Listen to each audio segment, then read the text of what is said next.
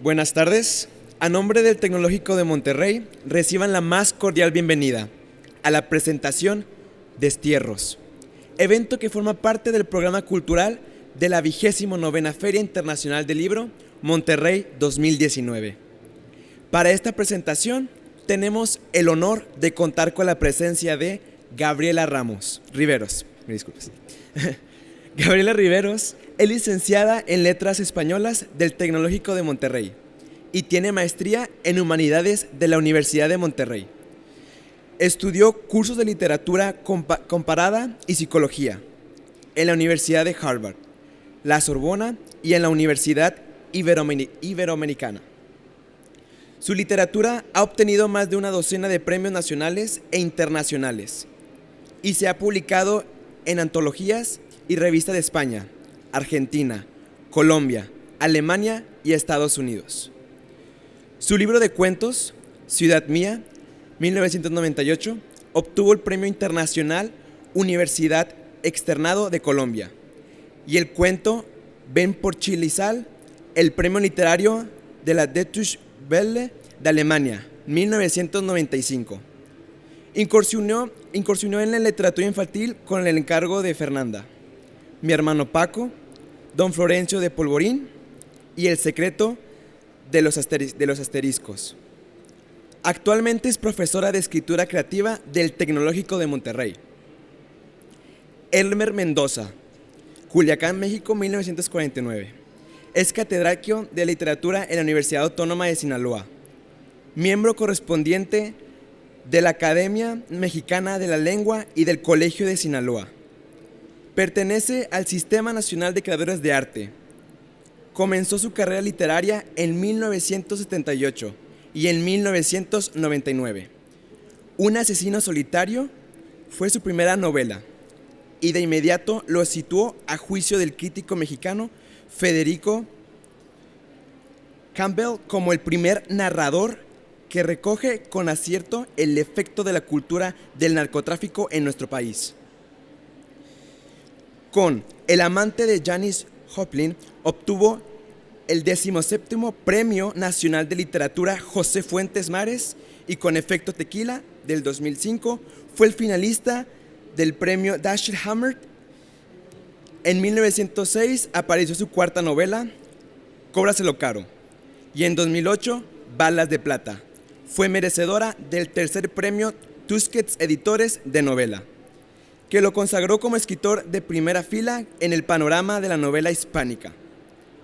Después de La prueba de ácido del 2010 y Nombre de perro 2012, ambas protagonizadas por el detective Edgar el Zurdo Mendieta, Besar al detective, continúa esta saga.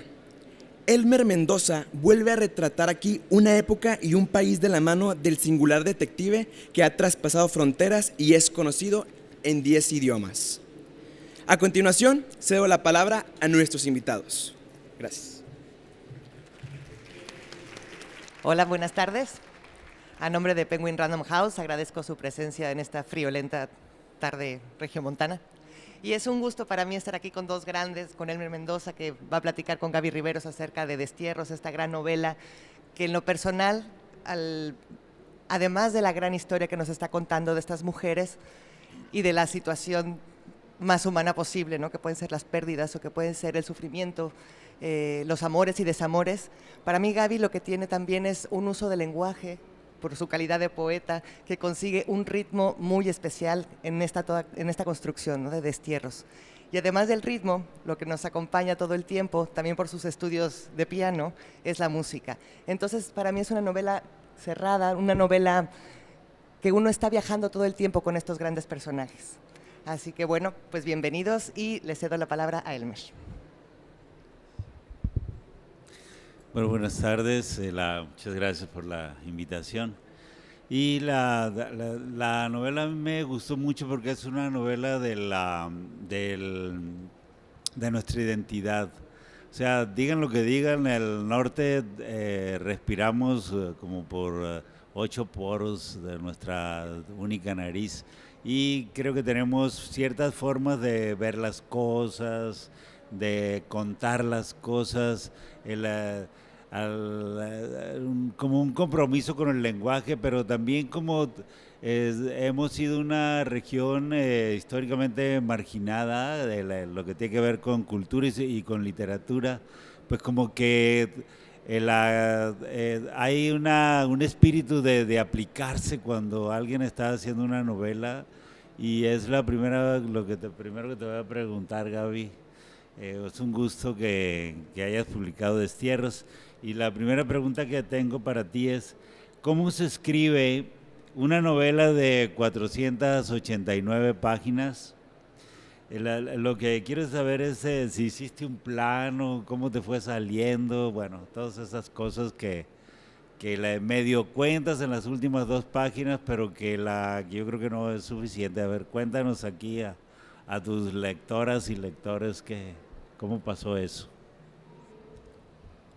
Bueno, muchas gracias por estar aquí, los que nos acompañan. Gracias, Fernanda Álvarez, mi querida editora de Penguin Random House, y muchas gracias, Elmer, por estar aquí hoy acompañándome en esta presentación.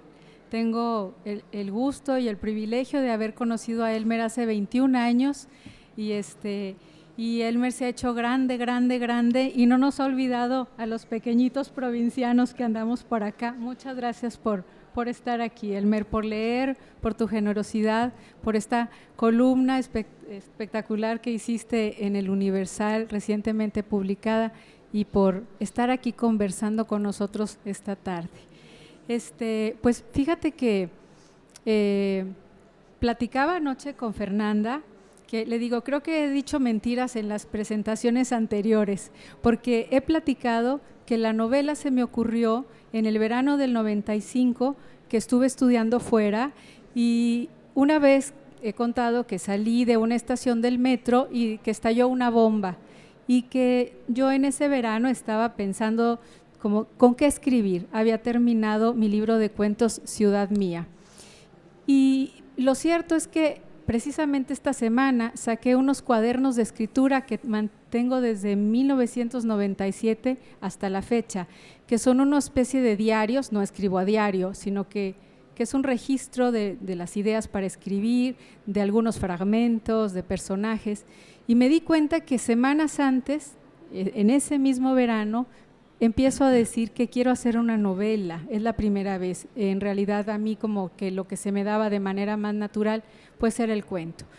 Y luego, hojeando estos cuadernos de escritura, también en las otras presentaciones he dicho que realmente la novela la armé entre el 2013 y el 2017, pero hojeando estos cuadernos me doy cuenta que no, que es algo que sí se vino gestando a lo largo de más de 20 años, porque ahí están fragmentos que han permanecido intactos, estos retazos de la novela, o cosas que de pronto me sucedían o que veía y que decía, esto, cuando haga mi novela, quiero contar de esto, y entonces apuntaba tal cosa. Y así fui como almacenando.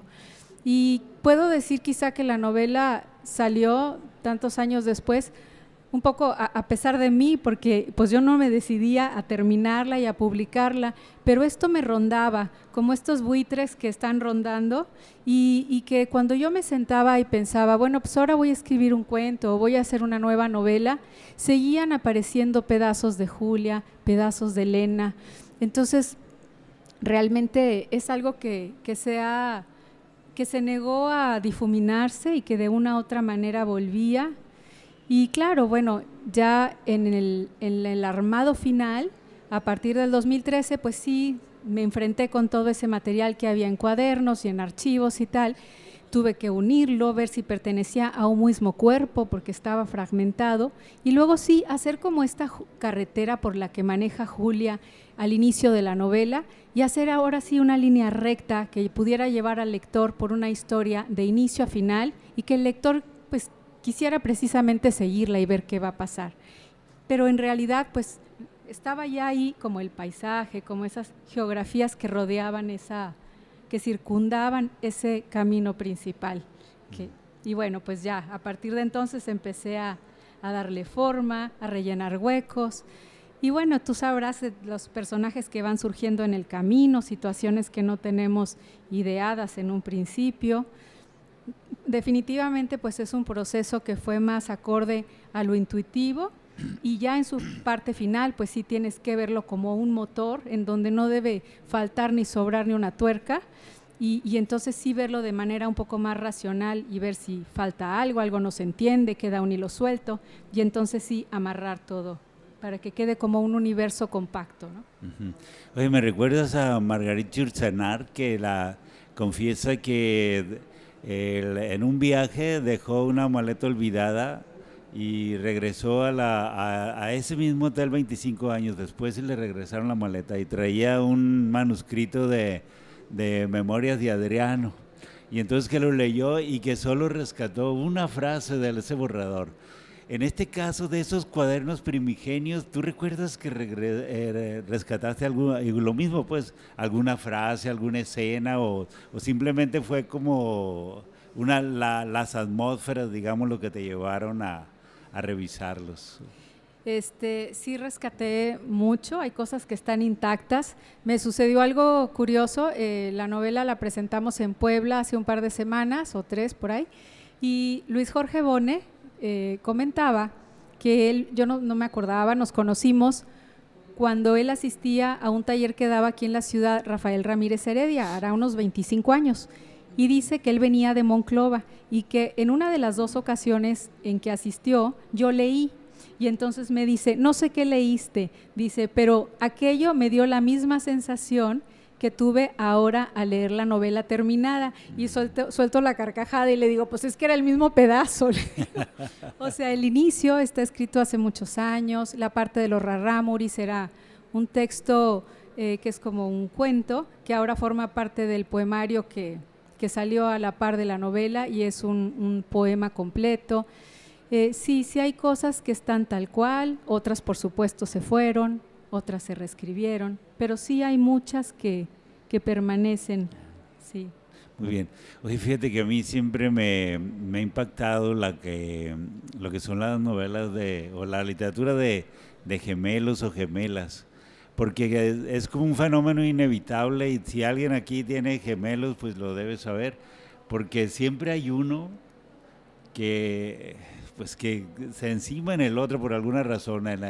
En el caso de nosotros tenemos unas gemelas muy cercanas, que una de ellas desde pequeña era gran lectora, y claro, cuando ya fueron a hacer el examen para entrar a una universidad, pues ¿quién fue la que aprobó? Pues la que era lectora, ¿no? Y en la crisis de la otra y los padres, imagínate, eso lo acabamos de vivir porque son amigos muy cercanos nuestros. Digamos, ¿tú cómo concibes esto? Digo, con todo esto que hace años que has estado, navegando, digamos, con esta historia, ¿en qué momento es que aparecen Mariana y Julia? Y bueno, y aparte pues todo la durísima experiencia de Julia con su gemela, ¿no? Sí, pues bueno, uno escribe de las cosas que nos intrigan, que nos rebasan, que necesitamos escribir para lidiar con ellas. Y el tema de las gemelas, la verdad que, digo, obviamente no tengo gemela, aquí está mi hermana Alejandra, deja el celular, aquí está mi hermana, pero bueno, yo le llevo bastantes años, no es una gemela. No sé por qué siempre me ha intrigado mucho qué sentirás tener gemelos, y lo que ahora me di cuenta cuando terminé la novela, me eché un clavado a leer mis primeros textos publicados, escritos cuando yo tenía 18, 19 años, y no me acordaba que Tus cartas y tu pueblo, que así se llama un cuento que está ahí, es un cuento de una chica que perdió una gemela en la carretera entre Monterrey y Jiménez, y en ese pequeño cuento está ya la ciudad de Monterrey y la ciudad de Jiménez, y también estas voces en cursivas. Entonces, digo, tenía 18 años y ahora lo veo y digo, pues estaba yo ya ahí escribiendo de las gemelas. También el tema, aquí como está en la novela, también esto que dices, que a veces una gemela se empalma con la otra, pero luego también el tema de la identidad. Creo que en los gemelos queda como muy bien abierta esta complejidad. Por ejemplo, Mariana que cree ser Mariana, Julia, que cree ser Julia, cuando aún es Julia sin la Julia mala, contempla a su hermana gemela Mariana postrada y dice, bueno, ¿y si ella soy yo o yo soy ella? Porque a los gemelos siempre tienen estas cosas que en la primera infancia los confunden. Siempre vienen los tíos y a ver, ¿tú eres Pepe o tú eres no sé, Manuel? Y ellos juegan y a veces se cambian los nombres y mucha gente me ha contado, no hombre, le veíamos la cara a mi novio, que ahora es mi marido, mi hermana y yo pues nos cambiábamos, íbamos a checar al revés y es algo que comentan o que uno habla y el otro responde o que uno vive en un lugar y el otro en otra parte y sienten cosas. No sé, es una identidad como que no sabe uno muy bien dónde queda la frontera, pero creo que siempre me ha intrigado. No tengo gemela ni nadie cerca, pero pues está este tema como de la identidad quizá. No, yo creo que eso les va a llamar muchísimo la atención y les va a gustar porque Mariana muere muy niña, pero su presencia es recurrente dentro de las 489 páginas que van a leer. Oye, y ahorita que mencionaste a Julia la Mala, bueno, a mí ya sabes, un recurso que me gusta mucho, yo lo utilizo actualmente, que el zurdo Mendieta, su cuerpo le habla, pero también en el amante de Janis Joplin yo saqué le llamé la parte reencarnable, y ese es un recurso literario que me gusta muchísimo, digamos, aunque desde luego pues ya ves que es otro sentido. ¿A ti cómo se te ocurre y digamos, y sobre todo el poder que le adjudicas a ese ente?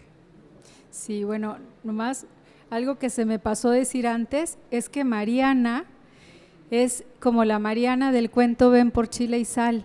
Si alguien leyó aquel cuento, escrito también hace muchos años, la primera frase dice, a Mariana no la volvimos a ver. Y eso sí se quedó adrede, como que esta Mariana que tampoco volvimos a ver. Y ahora, respondiendo a tu pregunta, fíjate que cuando empecé a contar la infancia, este capítulo donde dice recuerdo mi primera infancia y tal, esta voz más como de niña en el pueblo, la Julia Mala me llegó, nunca la planeé, nunca… bueno, por esa época leía yo El huésped de Guadalupe Nettel. Y luego, bueno, escribí esto y mientras escribía, no sé, como que se me apareció esta Julia Mala que tenía que entrar. Aunque, bueno, esto era como una parte de la ficción, pero por otro lado, por aquí está mi mamá y será testigo de lo que voy a decir. Yo no lo recuerdo, pero dice mi mamá, yo fui hija única 4 años después nació Alejandra, mi hermana. Entonces, pues yo vivía en un mundo de adultos. Y dice mi mamá que pues decía un montón de cosas así de imaginación y una de aquellas era que de repente me encontraba llorando ¿Y qué pasó? ¿Por qué no acabas de comer con la cuchara? Y que le decía yo, es que Gaby Mala no me deja. ¿Qué tal, la cara hasta abrió la boca. Y entonces total, yo por supuesto que no recuerdo nada de eso. Yo recuerdo que hablaba de mis amigos imaginarios, pero eran otros nombres. Pues mi mamá me llevó al pediatra de haber dicho que tenía una hija loca. Y bueno, pues sí la tiene. Y entonces le dijo, no, pues necesita ir al kinder porque tiene que vivir con niños también de su edad y es algo normal esta imaginación. Entonces, ella me lo había contado. Claro, esta Julia Mala es una Julia muy, muy cruel, que sabe poner el dedo en la llaga, que en realidad tampoco es mala, en realidad le está recordando las posibilidades que tuvo de ser y que ella misma no se permitió, pero es pues sí como un alter ego y quedaba muy bien por el tema de que Mariana, su gemela, muere cuando ella pronuncia esas palabras terribles que son ojalá te mueras, ya no quiero ser tu hermana. Y bueno, una reflexión también de el poder que tienen las palabras y cómo ella luego carga con esa culpa, ¿no?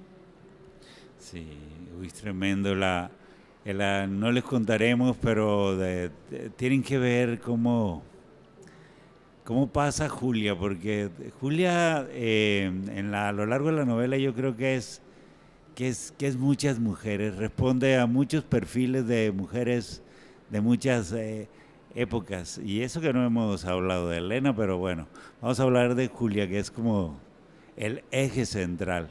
Oye, dime una cosa, ¿por qué Julia siempre tiene como esa consigna, ese distanciamiento con los hombres? Lo mismo dijeron en México, ¿verdad? Pues mira, en realidad ella tiene un distanciamiento con los hombres y tiene un distanciamiento con muchos aspectos de la vida. En Ciudad de México hablaban de que era una especie de personaje isla y ella misma muchas veces se siente que habita el mundo o contempla la realidad como vista tras un cristal. La verdad es que la novela presenta una denuncia a un sistema de valores, a unas construcciones que hemos hecho las personas y que funcionan como trampas hacia nosotros mismos en lo emocional, en lo familiar, pero también en los proyectos como políticos y sociales como mexicanos, en lo interno y en lo externo. En lo externo pues lo muestra Elena, pero en lo interno sí. ¿Qué quiere decir? Pues quiere decir que de alguna manera Julia habita una generación sándwich. Como tú puedes ver, están los consejos de la madre, las abuelas, las bisabuelas, que transcurrieron a lo largo de las generaciones. Y entonces las mujeres debíamos de abandonar todo ímpetu o deseo de superación o de estudio, porque lo principal consigna era ser buena madre, buena esposa, buena hija. Y los hombres, los varones, también han sido desterrados de sus anhelos y de lo que han querido ser, porque muchos han querido ser pilotos de avión o han querido ser músicos o futbolistas y les han dicho no, porque tú tienes que ser feo, fuerte, formal y mantener una familia. Y entonces esto se vuelve como una trampa, porque tenemos que cumplir esas expectativas, ¿no? Y la novela pues denuncia este sistema. Y entonces, bueno, ¿por qué tiene eso Julia que preguntas? Pues precisamente porque aunque ella sí tiene posibilidades de recibir una educación universitaria, de obtener una beca para estudiar como música en el extranjero, de salir, de romper esa membrana que era su pueblito, Jiménez, Chihuahua, y poder llegar incluso a Europa.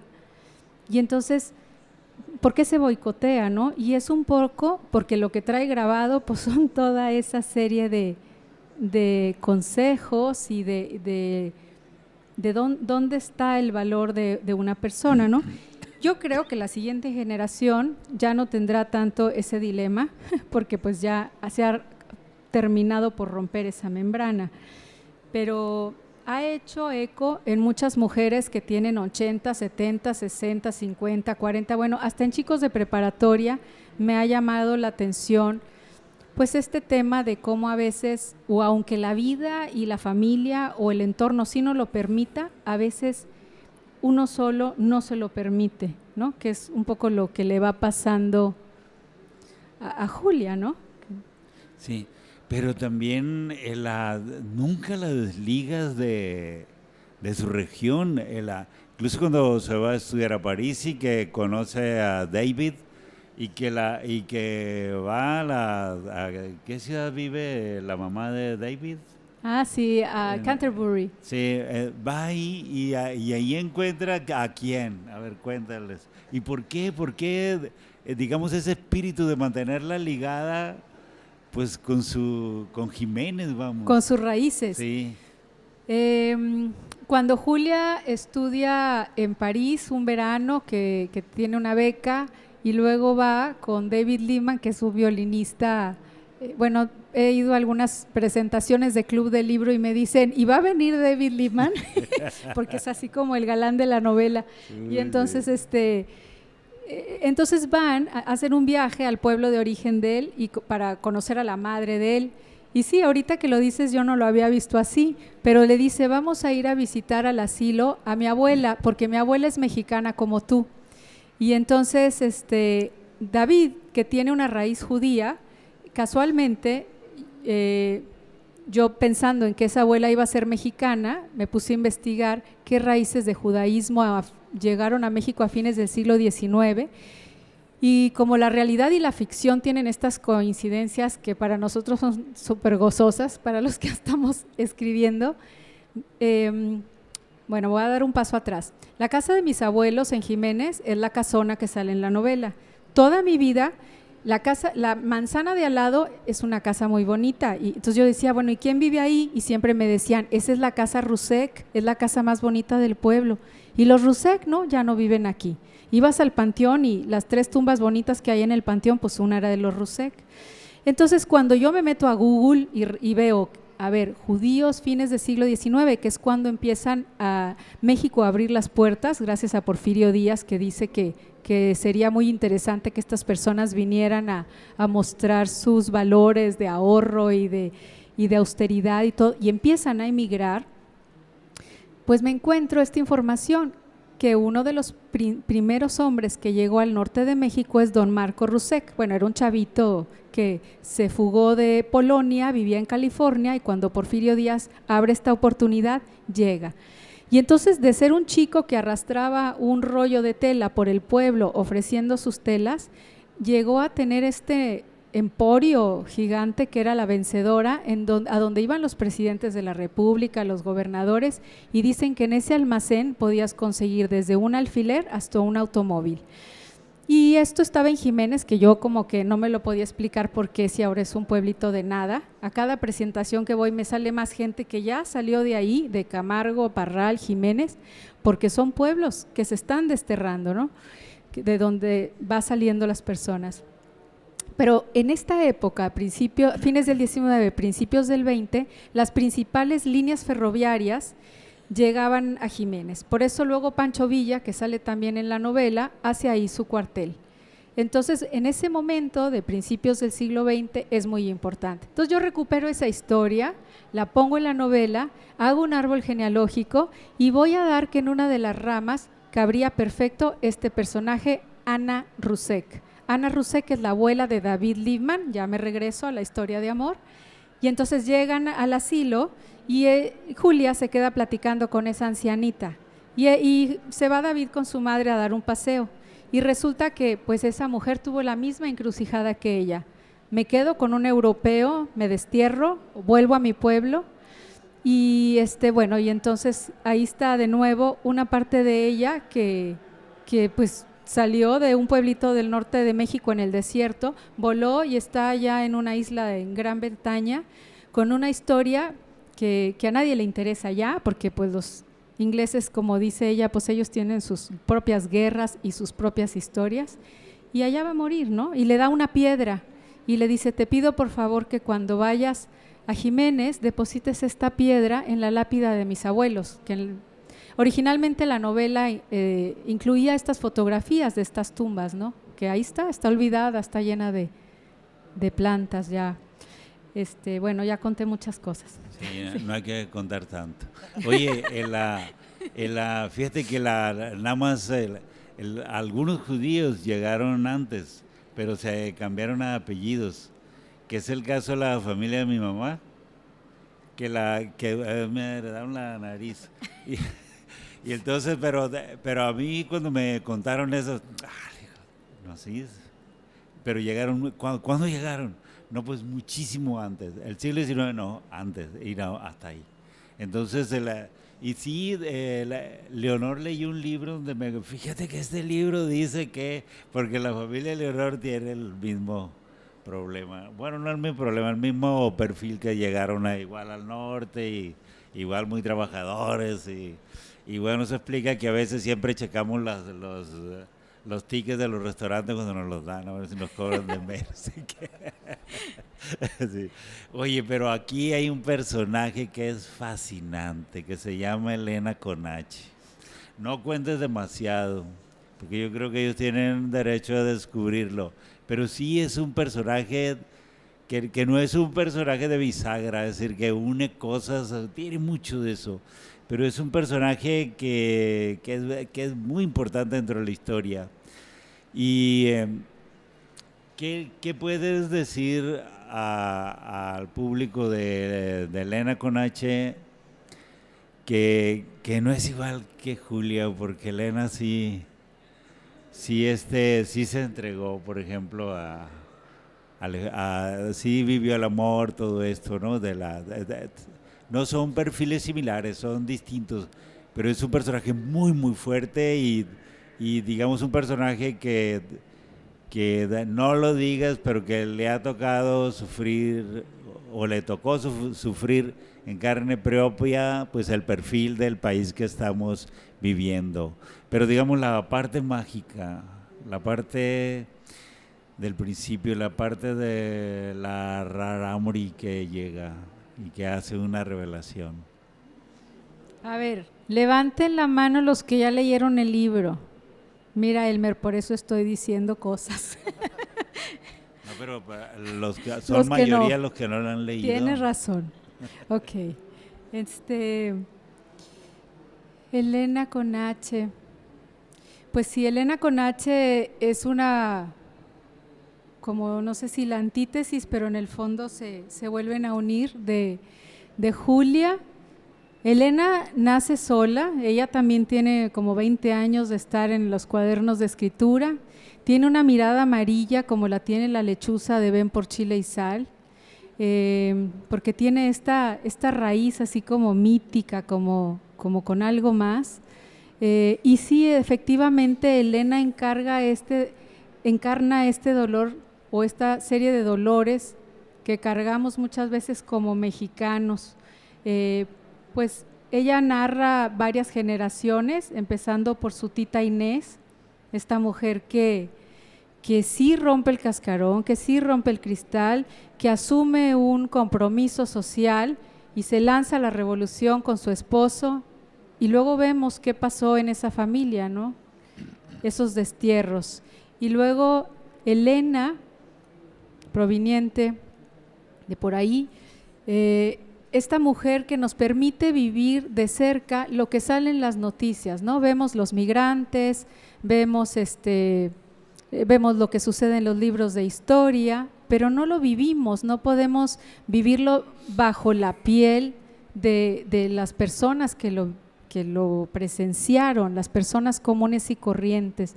Entonces, pues sí, en la historia de Elena vivimos, por ejemplo, algunas cosas de la Revolución Mexicana que no nos enseñaron en la escuela, que no están en los libros oficiales. Estos feminicidios que ocurrieron en la época de Pancho Villa o cuando mataban a los niños estos de la escalinata de la avenida de la calzada Juárez de Jiménez. Después, por ejemplo, vemos también la lucha de las profesoras en Nuevo León, que fueron las que alfabetizaron este territorio y trazaron los caminos.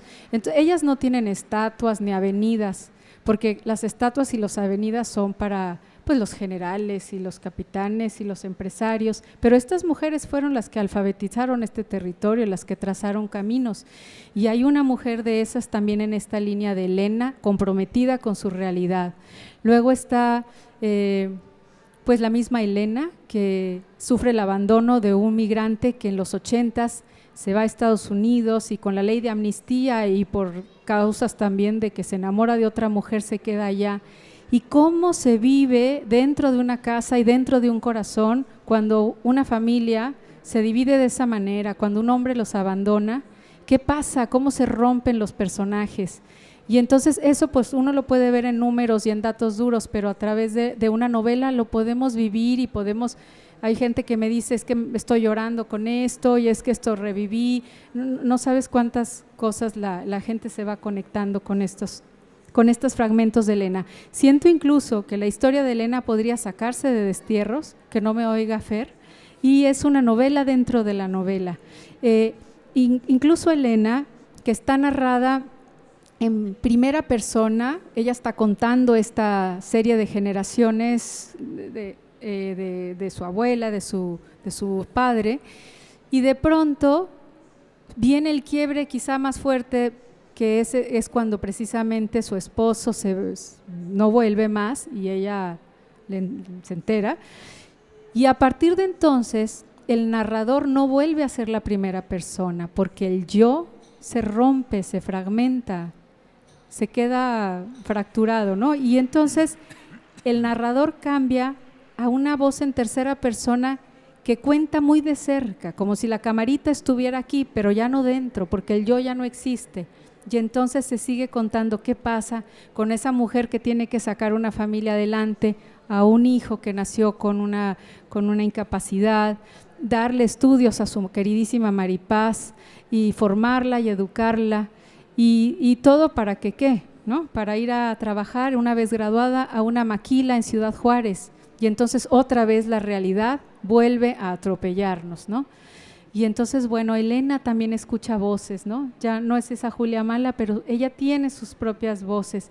Y cómo se va desterrando y cómo deambula por Juárez con todas estas comunidades de personas que tienen familiares y amigos desaparecidos, y luego se va exiliando al desierto. Entonces sí, Elena es una mujer que va con los pies sobre la tierra, que pisa este norte y esta realidad nuestra mexicana, y sí es un personaje pues muy, muy humano, ¿no? Y al final ella está contando una vida silenciosa, y sin embargo al final tiene la palabra, pero la tiene desde el espacio marginal, desde la vejez. Alguien puede decir, tiene demencia senil, la tiene desde una viejita que nadie va a tomar muy en serio, pero lo que está contando, bueno, pues es el resumen de nuestro siglo XX y nuestra composición social. Es cierto. Oye, fíjate que yo creo que me han invitado como 3 veces a Jiménez, y por diversas razones nunca he ido. Y ¿tú crees que por qué debería ir a Jiménez? Deberías de ir a Jiménez a comer el chorizo, las leches quemadas, y a ver el cielo azul y los atardeceres bellísimos. No puedo decir que los más bellos porque tú también eres norteño, pero a lo largo de la novela siempre se dice que ese sería el cielo azul y los atardeceres más increíbles que ella vería a lo largo de toda su vida. A ver, ¿qué? ¿Las qué? A ver las tumbas, claro. En Jiménez, cuando yo, bueno, siempre que voy vamos al panteón, o sea, sí es un espacio en donde veneran mucho este tema de, o sea, el pueblo se está haciendo así, el panteón se está haciendo así, o sea, es muy importante los muertos, ¿no? Porque el pueblo va en contracción y el panteón en expansión. Sí, la muerte tiene una presencia importante, sí. No, yo creo que ningún panteón contemporáneo como Jardines de los Mayas de Culiacán, ese es el de las cúpulas, y es una locura. Así que, pero sí, ¿sabes qué? Sí lo entiendo, porque Leonor, mi esposa, es de Álamo, Sonora, y uno de los lugares importantes ahí es el panteón, y siempre que vamos allí, que son 3-4 veces al año, vamos al panteón. Aparte de ahí están enterrados sus mayores, pero a ver las tumbas, que son tumbas de muy antiguas, 3-4 siglos algunas, y están de pie, y están, se ve que alguien las cuida, pues, pero están de pie, y realmente sí es algo que merece ser visto, y que lleva a reflexiones, ¿no? No, pues gracias, y bueno, iré a comer chorizo y leche quemada y a ver el panteón. Oye, fíjate que hay una cosa que quiero compartir contigo. Hay un libro de Jaime Labastida que se llama Atmósferas Negaciones, así con coma, Atmósferas como negaciona. Tiene un poema que se llama Desiertos, y voy a leer unos versos de ahí, que cuando estaba leyendo tu novela me llevó a ese libro que en algún momento leí, y busqué el poema, estrictamente el poema que me llevaba, que es el de Desiertos, y dice: no sé qué súbito animal se mueve en mis entrañas, ignoro qué recuerdos se apoderan del texto de mi cuerpo. Basta, sin voces, la palabra, el desierto, el silencio, la palabra brota. ¿Sabes por qué me llevó la lectura de Destierros a este libro y a este poema? Por el asunto del lenguaje. Tú tienes muchas, digamos, reflexiones alrededor del lenguaje, a la palabra, es decir, vuelves constantemente a este instrumento de trabajo que es la palabra. Y bueno, cuéntanos de eso, porque sí, eso es una postura que la verdad no muchos novelistas tienen en relación al material con el que están trabajando. Pues a mí las palabras me inquietan mucho, tanto que pues he decidido dedicar mi vida a eso. Siendo muy chica, percibí que lo más importante no podía ser ni visto ni puesto en palabras, porque nosotros sentimos, pensamos, recordamos, intuimos, y entonces todo es como multidimensional y solamente tenemos las palabras que avanzan en el tiempo lineal para tratar de reflejar eso. Por supuesto que son solamente como la punta de un iceberg, se quedan muy cortas para tratar de reflejar o cristalizar eso. Entonces, muy niña, a los 5 años empecé a estudiar piano y la música me pareció como una alternativa mucho más global, mucho más poética, mucho más totalizadora. Entonces, sin embargo, a pesar de esas, aterrizándolo un poco, ¿no? Escuchando una conferencia de Alessandro Barico, decía que cuando llega uno a casa, ¿cómo te fue? Y uno puede decir, bien, y ese bien puede resumir, y empezaba a decir, no, pues hoy me peleé con el jefe, ya no quiero ese trabajo, y tú que eras tan bonita ya no me gustas tanto, y me duele la cabeza, pero mejor decimos, bien. Entonces de pronto, pues la literatura, o sea, lo hacemos todos los días, todos lo hacemos. La literatura lo que hace también es una síntesis de la realidad para poder nosotros lidiar con ella. Pero bueno, es una síntesis artificiosa, es un artificio. Entonces, ese ruido que me hacen las palabras, yo lo pongo en los textos. Uno está avanzando en la historia de Julia y de Elena, pero también hay unas frases que dicen, esto no es una historia, nunca hubo historia, no habrá historia. ¿Por qué? Pues porque también están los silencios. A veces hablan mal lo silenciado y los silencios. Incluso cuando David y Julia ya se van a separar porque se va a terminar el verano y es un amor de verano, hay alguna frase como que las palabras apuntan a sus propios, no me acuerdo, como máscara, no me acuerdo cuál ya se me olvidó a mí. Y lo que quiere decir es eso, que uno va viendo el monólogo de Julia, qué va pensando, qué va sintiendo, su tristeza, y uno va también percibiendo en David, pero en vez de hablar de eso dicen, mira, a esa estatua le falta un pie, o mira, se está nublando el cielo y va a llover. Entonces de pronto las palabras también son distractores, son maneras para convivir con otros, pero apuntan a otros blancos y no a los blancos de lo que pensamos y sentimos.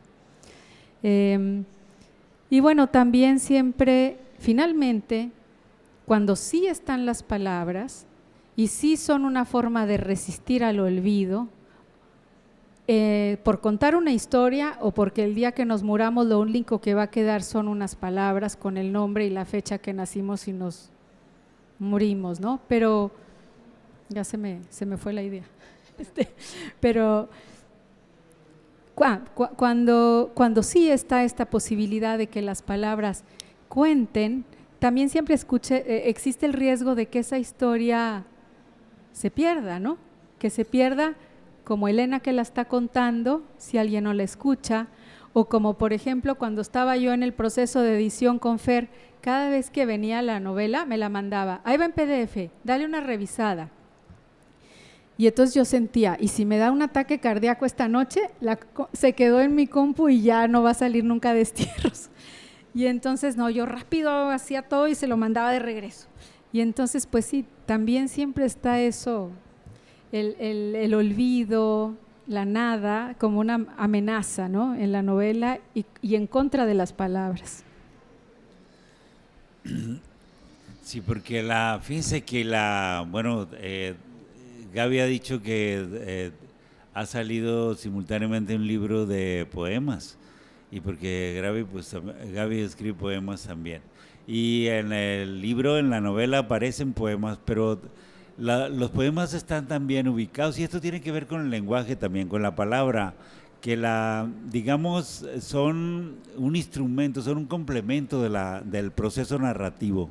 Es decir, no estorban, no están como porque le dio la gana, sino como que hay un cálculo estético en eso, que a mí en lo particular me gustó mucho, los poemas que van apareciendo y que de alguna manera agregan a la abundancia que es la novela, porque bueno, es una novela abundante de cosas, de sentimientos, de pensamientos. Por eso yo entiendo muy bien las personas que te han dicho, no, yo me lo he pasado, he llorado, he recordado, he vuelto a vivir momentos, porque de verdad no queda otra manera, ¿no? Por eso es que yo fui al libro de Jaime y por eso le pregunté a Jaime, oye Jaime, ¿cómo fue que viviste eso? Él me dijo que vivió una circunstancia muy particular, a lo mejor fue en Jiménez, donde había un cielo, pero que cuando él salió de donde estaba, la luna estaba saliendo y el sol se estaba metiendo, y que de pronto se vio acribillado por los dos astros, ¿sí? Y que eso le provocó un sentimiento muy diferente a todos los sentimientos que él había sentido en su vida. Y claro, lo suma al desierto, a lo que es el silencio, el desierto a ese silencio que de verdad yo sí pienso que las palabras con las que tenemos que nombrar todo lo que pasa en el desierto no las hemos inventado, ¿no? Pero te quiero preguntar algo, porque yo sí conozco una pianista que cuando estaba en último grado no le pasó lo que a Julia, pero le descubrió una enfermedad de los huesos de los dedos, y además el novio nos caía bien gordo, porque era un tipo que era a ver si no está aquí, no son de Monterrey, que era dentista, y le decíamos, ¿cómo es que andas con un dentista? Tú eres una gran artista, o sea, éramos amigos, y decía, no, pues es que seguramente tenía miedo que se le cayera un diente y que no hubiera quien se lo pusiera, ¿no? Pero en este caso, digamos, tú llevas un personaje que va directo al pináculo, y de pronto, ¿qué pasó allí? Digo, puedes responder que es un recurso literario, pero ay, no me resisto a creer eso. A ver, cuéntanos de ese accidente de Julia. Ese accidente que ya ha habido lectores que en Puebla llegué y me vieron y me dijeron, ¡ay, qué bueno que no tiene cicatrices en las manos! Y le digo, no era yo. Y luego también en otro club de lectura una señora me dijo que estaba leyendo, y cuando eso pasó, iba entrando su esposo a la casa y que ella gritó, ¿y qué te pasa? Pues es que me machuqué la mano. Que dice, no, bueno, el personaje, pensando pues mira, pienso que eso también es como un síntoma de esta generación. Con esa historia le he escuchado por varias partes, es esta generación que sí ya pudo ir derecho, posgrados, idiomas, ¿y qué pasa? ¿Por qué de pronto mete el freno de mano? Y bueno, es algo, no sé, siento que es algo que se extiende por el continente latinoamericano, y que sí, que eso es algo muy doloroso, porque es truncar totalmente una vida. Sí. Un amigo mío que es un doctor en sociología dice que hay una losa encima de nosotros, y que la clave está en que esa losa hay que romperla, y que a veces esa losa está muy abajo, y que eso explica que a veces los chicos se gradúan y les da flojera hacer el primer posgrado, se van a trabajar a la empresa de los papás o ahora que los becan por no hacer nada, pues que mejor mandan su solicitud, o sea, y dice que es un asunto gravísimo y que tiene que ver con la modernidad, que puede afectar la modernidad que esperamos. No sé cuánto tiempo tengamos para platicar, pero yo le quiero hacerte una pregunta. ¿Cuánto tiempo nos tenemos? O ya, podemos seguir hasta mañana. 10 minutos. Es mucho. Okay. Bueno, igual, la pregunta que tengo es esta. ¿Por qué Destierros? Yo no entiendo por qué se llama Destierros esta novela. Sí, fíjate que el título está desde hace muchísimo y luego me di cuenta realmente, bueno, originalmente quizás se hubiera llamado Requiem, porque está anclada como en una estructura musical o en un concierto, este Requiem de Mozart, que también es la música para velar a un muerto. Pero luego los destierros, porque pues se me hace que es como la línea conductora de la novela. En Julia, pues se destierra de su infancia con lo que sucede con su gemela, se destierra de su primer amor, se destierra del pueblo, se destierra de estos amores con los que ella no comulga, pues siempre tiene esa barrera. Finalmente se destierra de su profesión, que es lo que más tiempo le ha forjado construir. Entonces son esos destierros personales. Y por otro lado siento que en la línea de Elena son una línea de destierros de la vida comunitaria, nosotros como mexicanos, en donde el destierro, o sea, hemos adoptado muchas veces modelos políticos, económicos, sociales que importamos y nos los ponemos como camisas que no nos quedan bien. Y entonces en ese destierro, en eso que queda afuera, tenemos esta marginalidad, esta pobreza, la inseguridad, la violencia, todo lo que este espacio que hay entre lo que queríamos ser y lo que no fuimos, pero que en realidad es la realidad. Y entonces, pues Elena habita en el destierro de todo, está en el desierto, en el destierro de lo económico, del cariño, y todas esas líneas que ella representa. Incluso uno de los principales destierros en la novela sería cómo se van a reconocer los personajes si las mujeres no heredamos el apellido, nuestra identidad. Ese es el principal destierro. Julia y Elena, ¿qué tanto pueden saber quiénes son si en 2 generaciones 2 mujeres somos primas y no sabemos por qué perdimos nuestro apellido? O sea, hay destierros que están institucionalizados, que son formas, y hay otros que son internos. Hay muchos destierros.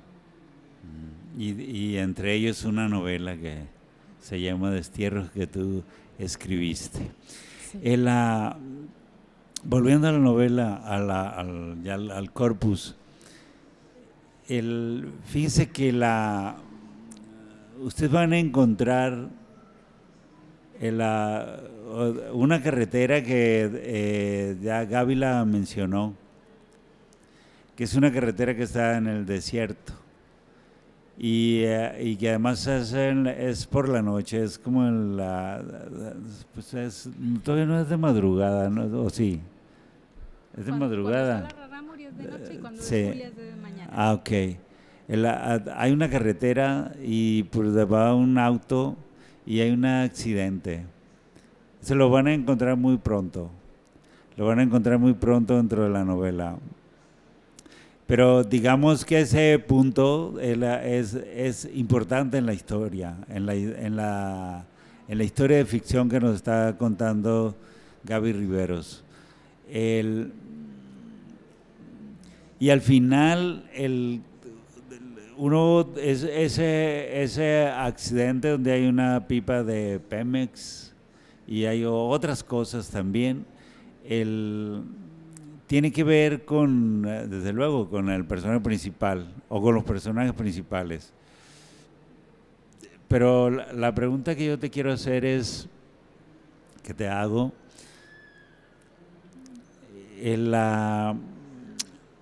¿tú crees que eso puede ser una solución a la circunstancia particular que Julia está viviendo ya en su vida íntima? porque hay la impresión como que la historia se repite muchas veces, porque acuérdate la actitud de su hija. Cuando Julia le pide un favor, le dice que hazlo tú, algo así como, ¿para qué no estuviste, no? Ah, sí. Que es muy, muy duro eso, creo yo. Y bueno, Julia toma una decisión. ¿Tú crees que dentro de la realidad que pueden vivir las mujeres de esta época, o las de nuestro país, o las de Monterrey, o las de Culiacán, sea una decisión, digamos, factible y bueno, no sé si correcta, pero factible? ¿El accidente? Que se vaya, que abandone. Segunda parte. Bueno. Bueno, realmente el accidente funciona como quizá el otro accidente que tiene previo, como algo que los accidentes a veces no pensamos que vengan, pero de alguna manera los provocamos. Es la imagen visible de una crisis interna que ella tiene. Sin embargo, una vez, es que no quiero spoilear, pero conforme avanza la novela, yo creo que sí hay un cambio de actitud, que no es de blanco a negro, sino en un tono de grises, quizá una manera de redireccionar la mirada, asumir las consecuencias o algo así, no sé si de tomar la rienda por la mano y tampoco andar echando culpas a otros, sino asumir las decisiones tomadas. No sé si… Sí puede ser, porque fíjese que van a encontrar que es muy probable que Julia supera el accidente que le impide ser una gran pianista. Pues tiene una gran capacidad de distraerse, de hacer cosas, de actuar, de interactuar, de establece pertenencias en la ciudad de Monterrey, ¿no? Increíbles y bueno, está ahí, dirige una escuela y todo, digamos, lo que una mujer emprendedora puede realizar. Pero siempre hay algo, y algo que tiene que ver con su historia real, la historia que nace en La Casona, y que una vez más, yo dije hace rato que la presencia de Mariana es recurrente, y que yo creo que también eso tiene que ver con esto que Gaby en este momento no debe compartir con ustedes, sobre todo por respeto a las personas que van a leer la novela.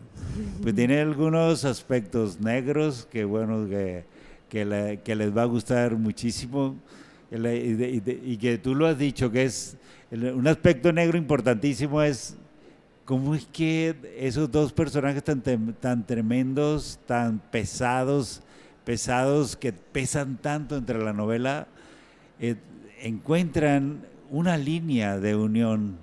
Y hablo de Julia Urías y también de Elena con H. Es decir, ¿cómo es eso? Pues resulta que hay algo ahí que no les vamos a contar, pero que tiene que ver con esas partes que hay en las novelas y que son típicas del género negro, y que los autores negros, mis maestros, por ejemplo, yo pienso que los tomamos de la novela romántica del siglo XIX, ¿no? Que aquellas novelas donde dos personajes se encuentran en un puente, la chica hermosa va en un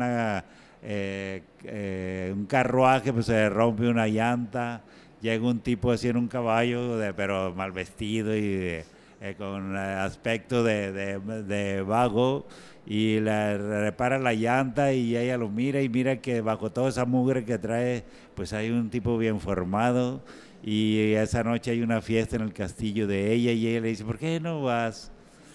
Y él dice, pues iré, pues bien voy, ¿no? y resulta que el tipo se viste para ir y aparece, pues, ¿sí? Un tipazo así. Y bueno, ya saben lo que pasa cuando una mujer y un hombre, etcétera, etcétera. Y bueno, pero resulta que hay alguien en ese castillo que conoce un secreto, ¿sí? Y ese secreto es un desliz. Y bueno, ese desliz tuvo sus consecuencias y resulta que esa pareja que apuesta a todo, pues simplemente no pueden ir más allá porque son hermanos. Ay, yo cómo disfrutaba esas malditas novelas cuando era joven. A ver, ¿dónde va a salir? Que son hermanos. Y bueno, acá, claro, no es eso, pero hay elementos así muy importantes y literariamente muy poderosos que ustedes los van a llevar. Y la novela está absolutamente bien escrita. Yo soy lector de novelas, tengo como 60 años leyendo novelas y he leído novelas de todas. Y el hecho de ser un lector de novelas, pues me da como esa desfachatez, digamos, para decir cuando una novela es buena, cuando es muy buena, cuando es una novela que hay que leer. Y yo escribo para lectores. Yo me han llamado la atención los críticos que dicen, oye, pero es que tú siempre siempre le encuentras las cosas positivas de las novelas. Digo, es el tipo de lector que soy, que yo leo como niño, ¿sí? También puedo leer como crítico, porque bueno, fui a la UNAM y ya estudié esas letras y todo eso, pero a mí me gusta leer como niño y me emociono y lloro y claro, yo no me deja los pelos ni lloré como tus lectoras de acá, pero sí, yo, no puede ser, ¿qué está pasando aquí? Así, y les va a gustar porque yo creo que, no sé si todos, pero casi todos conocemos un pueblo que se parece al Jiménez de Gaby Riveros. Sí, de un pueblo con ese picor, esa vitalidad, y que claro que se pierde con las ausencias, que lo dijiste muy bien, ¿no? Y que me gustó mucho que no usaras que era un pueblo rulfiano, porque yo creo que yo que soy rulfiano, ya deben salir de eso, porque los norteños siempre nos adjudican cosas que tienen que ver con eso, pero sobre todo que no entienden lo que es estar en la soledad de un desierto, ¿sí? A la hora que sea, lo que es el frío en un desierto en la madrugada, yo no conocí otro frío como el frío del desierto. Una taza de café en un vaso de unicel en el desierto caliente, y si es de chocomil, porque ahí no hay chocolate, es algo, es otra cosa. Y luego que yo lo he vivido y lo viví mucho cuando en mis vagancias de juventud, ¿no? Y el desierto es un universo que hay que mirar así, como eso, como un universo. Y tienen que leer la novela de Gaby, tienen que recomendarla, de veras. Tenemos que hacerle como los teatreros. Los teatreros siempre dicen, oigan, pues miren, si les ha gustado la obra, pues recomiéndenla, no digan que vinieron. Y si no les ha gustado, pues no digan nada, nomás digan. Sí, entonces aquí, que es una novela que tanto a Fer como a mí nos gustó muchísimo, pues de verdad los invitamos a que la adquieran acá si no la tienen, a que la compren, que la lean. Es una novela que les va a sacudir y uno necesita esas sacudidas porque tienen que ver con su formación sentimental, con su educación sentimental. Y bueno, pues Gaby, muchas gracias. Espero que sigas escribiendo así de bien, como creo que lo puedes hacer. Y bueno, ustedes muchísimas gracias, porque ya veo que el chico se paró allá y me está echando miradas feas. Y quiero pedir a los organizadores que limpien este maldito micrófono, vean cómo me manché las manos. Gracias.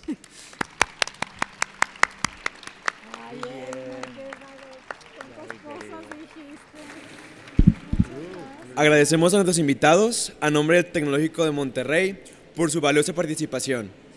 Gracias también a todos los asistentes por su presencia. Los invitamos a que continúen disfrutando los eventos del programa cultural de la 29ª Feria Internacional del Libro de Monterrey 2019. Que tengan ustedes muy buenas tardes. Gracias.